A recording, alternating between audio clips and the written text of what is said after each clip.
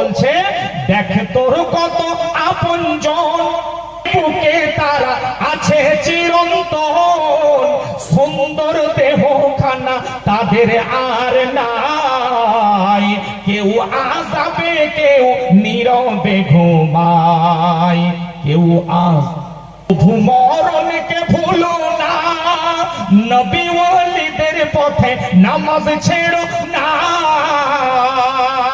ওরে আলী আর রহমান থাকার নাই উপায়, সরল পথে যেন কাটে দিন সদাই, সরল পথে যেন কাটে দিন সদাই।